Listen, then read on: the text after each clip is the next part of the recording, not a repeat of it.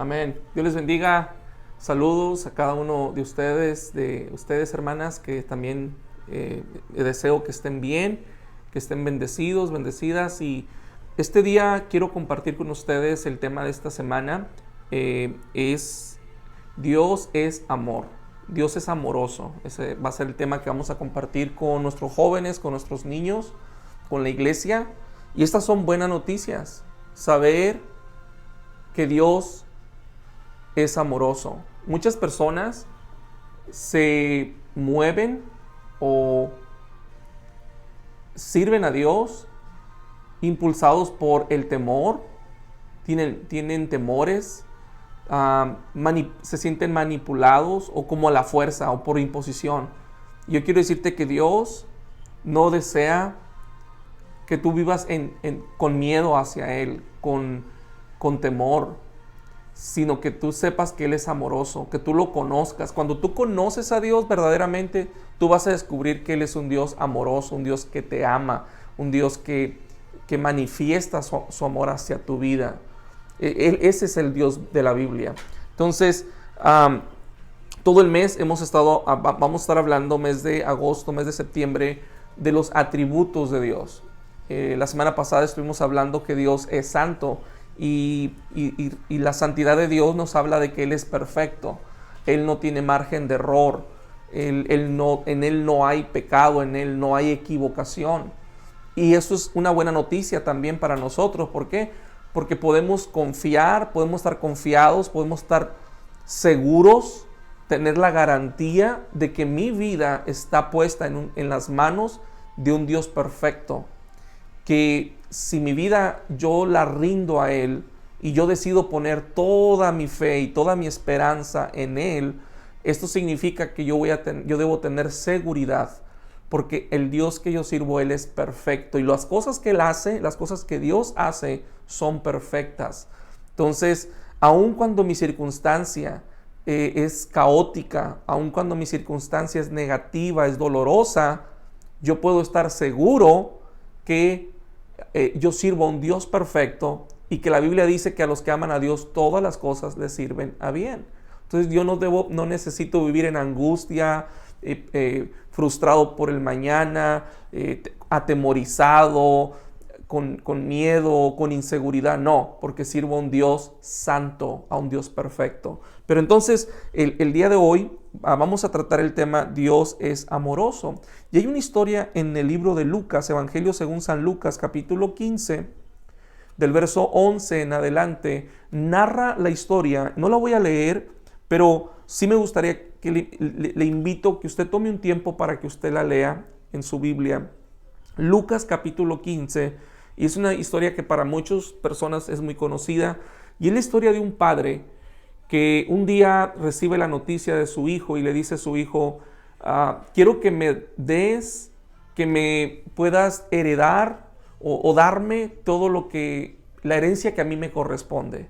Entonces el padre, cuando escucha que su hijo le dice esto, le da tristeza en su corazón, porque muy seguramente el padre conocía el corazón de su hijo y sabía que no le estaba pidiendo su herencia para invertirla o para hacer un negocio o para prosperar, no, sino que el padre sabía, conociendo a su hijo, que lo que quería era despilfarrar el dinero, lo que quería era simplemente gozarse y lo iba a echar a perder todo, lo iba a tirar todo su dinero y al final de cuentas esto iba a traer consecuencias a la vida de su hijo. Entonces, no era que al padre le dolía darle el dinero a su hijo, sino le dolía lo que iba a pasar, lo que iba a hacer el dinero con el corazón de su hijo. Entonces dice que el padre le entregó su herencia, le dice, está bien hijo, es lo que te corresponde. Y dice que cuando el hijo, aquel joven, recibió la herencia de su padre, dice que se fue a otra ciudad, se fue a otro lugar, a otra aldea, lejos de donde vivía su padre, y cuando estaba ya lejos dice que empezó a malgastar su dinero, dice la historia. En otras palabras, no lo invirtió, no lo usó sabiamente, no lo usó para comprar una casa, no, sino que empezó a tirar su dinero. empezó a gastárselo. Hay una gran diferencia entre invertir tu dinero y gastar tu dinero. Son dos cosas diferentes. A veces nosotros gastamos el dinero cuando lo que deberíamos hacer es invertir o guardar nuestro dinero o administrar bien nuestro dinero. Entonces este joven malgastó su dinero y en parte de su malgasto fue en vicios, fue con personas, etcétera, en borracheras. Andaba mal el joven. Pero una vez que dice la Biblia, la historia dice que se le terminó su dinero y ya no tuvo más dinero, se acabaron los amigos, se acabó la fiesta, ya no sabía ni de qué vivir ahora porque se le había acabado el dinero. Mientras él tenía dinero todo estaba bien, pero cuando ya no tenía dinero, entonces empezó a sufrir. Y dice que dijo, pues, ¿qué voy a hacer para poder sobrevivir?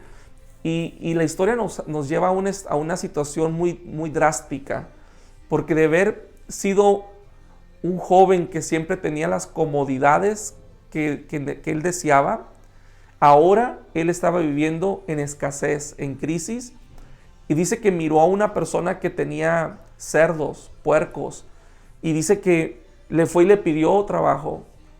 Y para esto, esta parte es bien importante. Para los judíos, si existe algo humillante, es apacentar cerdos. Los judíos no comen cerdo. Si es posible, ellos no tocan a un cerdo, no ven, no miran a un cerdo, porque es un animal inmundo.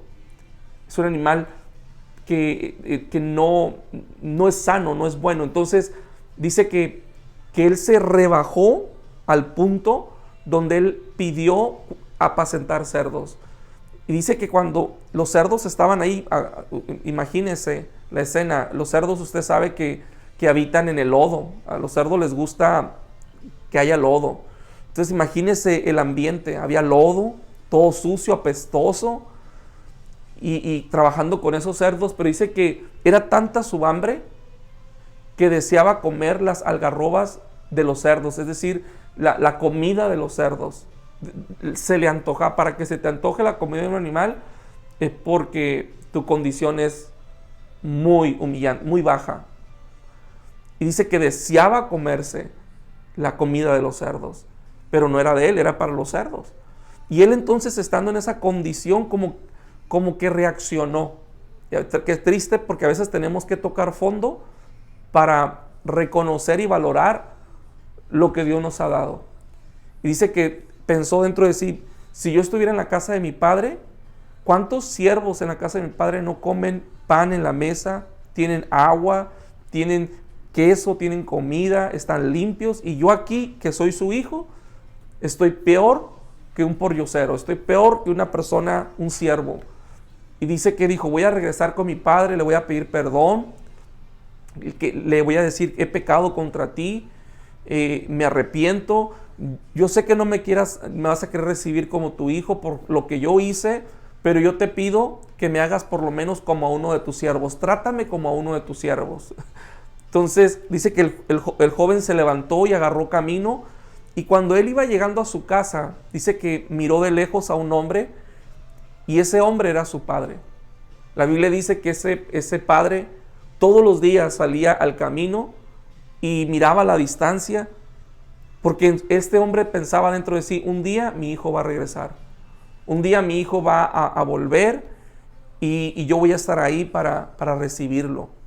Dice, cuando llegó, el hijo estaba listo para humillarse, me imagino se iba a tirar al suelo, le iba a decir, he pecado contra ti, no merezco tu perdón. Pero dice que antes de que llegara, el padre lo abrazó, lo besó y lo restituyó. Y le dice la Biblia que le dio vestiduras nuevas, hizo una fiesta y le dijo a la familia, le dijo a su gente, a sus amigos, vamos a celebrar porque mi hijo que estaba muerto ha revivido, estaba perdido y ha regresado. Entonces el padre, aquí miramos, muchos dicen que esta parábola es la parábola del hijo pródigo. Otros hablan del hijo mayor, porque al hijo mayor le dieron celos de que su hermano regresara y su padre lo restituyera. Le dieron celos, le dio envidia. se enojó, ni siquiera quiso entrar a la fiesta. Pero yo quiero decirte que esta parábola no se trata ni del hijo pródigo, del hijo menor, ni se trata del hijo celoso, el hijo mayor. Se trata del padre. Esta parábola nos enseña, cuando Jesús habló, porque Jesús contó esta historia, esta parábola, cuando Jesús habla de esta parábola, en realidad el centro de esta parábola es el amor del Padre. Y este Padre en esta parábola nos muestra el corazón de Dios. Cómo el corazón de Dios es un corazón amoroso. Ese es el Padre que tú y yo servimos. No es un Dios implacable, no es un Dios malo, no es un Dios furioso, que solo está esperando que te equivoques para castigarte. No, Él es el Dios que te ama. Y 3 puntos que yo miro en esta historia. Número 1, que reflejan el amor del Padre. En primer lugar, Dios muestra su amor, así como este Padre que le mostró su amor a su Hijo, en la manera en que el Padre deseaba que un día su Hijo regresara. Dice que todos los días este Padre salía al camino esperando que su Hijo regresara. Y tal es el amor del Padre, de nuestro Padre Celestial, que podemos verlo ilustrado en esta historia.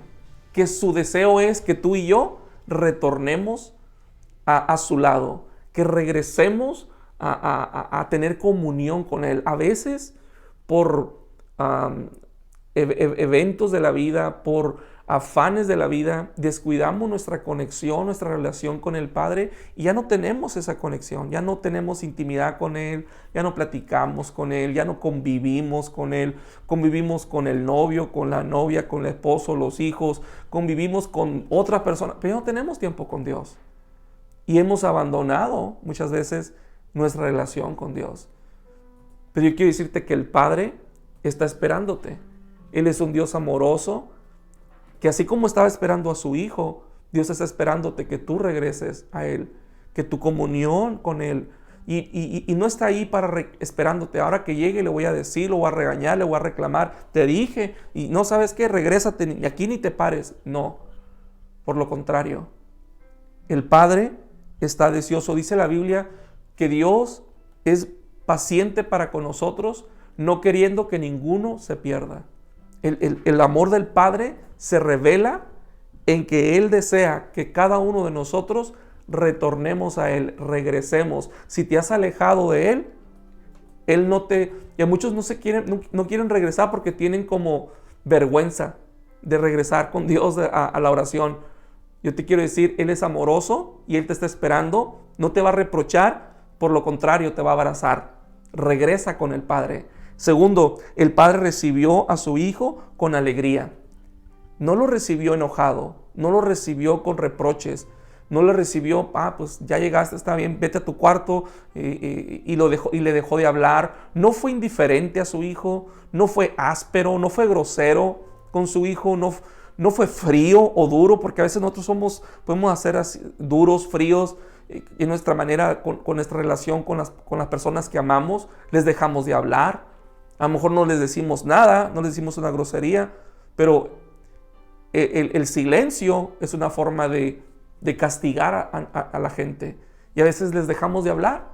Somos groseros al dejarles de hablar. El Padre no fue así, no fue frío. Por lo contrario, Él recibió a su Hijo con alegría, le dio gusto. Y nosotros nos tiene que dar gusto, alegría, saber que el Padre le da alegría, Él celebra. Y ese es el último punto. El Padre celebra el arrepentimiento de su Hijo. Dice la Biblia que cuando este joven estaba cuidando los cerdos y estaba meditando en su error, en su falla, dijo, voy a regresar y le voy a pedir a mi Padre que me perdone porque he pecado contra Él. Aquí miramos que este hijo reconoce su pecado y se arrepintió de su pecado. ¿Por qué celebra el Padre el regreso de su Hijo? Porque cuando Él regresa, Él demostró arrepentimiento. Y si hay algo que Dios celebra es, mira, esto es bien importante. A nosotros los humanos nos cuesta reconocer que cometemos errores. Muchas veces queremos culpar a otros o no queremos reconocer y decir, me equivoqué. La realidad es que nos equivocamos. Cometemos errores, cometemos fallas. Lo difícil es reconocer que cometemos errores. Ah, sí, cierto, me equivoqué en el trabajo, con la familia, en nuestras relaciones. Nos cuesta trabajo reconocer nuestros errores, pero el Padre celebró el arrepentimiento. Te equivocaste, pero te arrepentiste. Dios celebra no tu error, no tu falla, no tu pecado, no. Celebra tu arrepentimiento. Y eso es lo que el Padre celebró con su Hijo, que era que Él se arrepintió y regresó arrepentido. Y quiero decirte que ese es el Dios que servimos, un Dios amoroso, un Dios que te ama y que necesitamos regresar a Él, a su amor, porque no hay mejor lugar, ni siquiera el amor de nuestros hijos, ni siquiera el amor de nuestro cónyuge. No hay mejor lugar que el amor del Padre. Dios te bendiga. Deseo que esta semana sea una semana de bendición para tu vida y que estés preparado para este domingo para compartir con nuestros niños, jóvenes, con cualquier persona que puedas tener contacto. Dios te bendiga.